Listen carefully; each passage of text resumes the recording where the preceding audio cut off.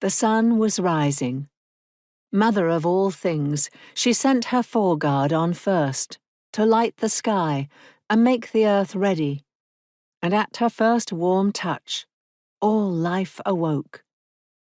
The birds began to sing and twitter and cry in the high grass, in the trees scattered here and there over the sunken slopes and hollowed hillsides, in the gardens of the people, in the thatches of the longhouses.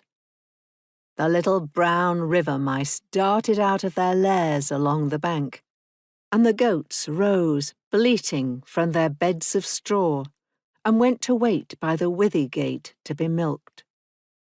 The doors of the longhouses opened, and the people came out to stretch and yawn in the blessed sunlight, and the great door of the round house itself was thrown open, although mighty Leyden was not there.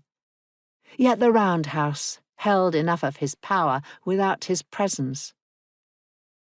In the thickets along the river, the band of boys stirred.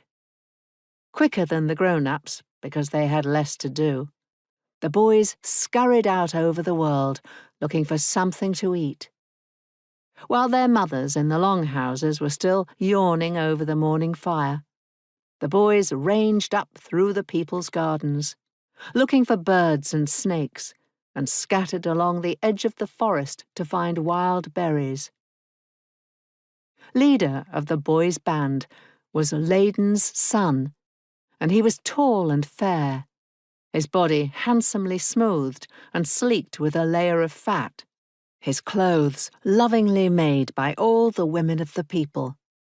He carried a big stick in his hand and struck any boy with it who came too close to him, and shouted orders to them, and whatever they found, they brought him half.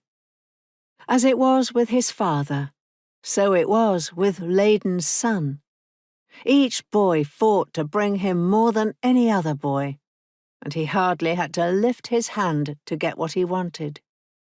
Now the sun was up.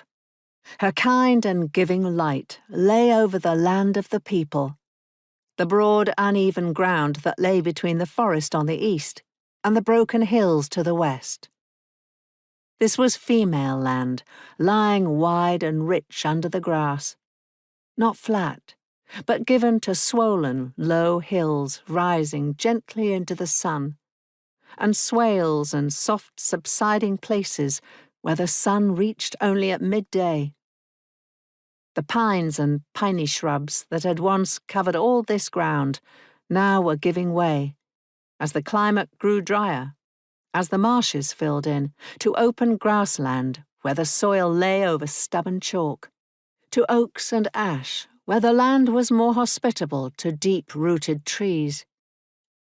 But to the people these were changes so slow and friendly that they remarked them only in stories.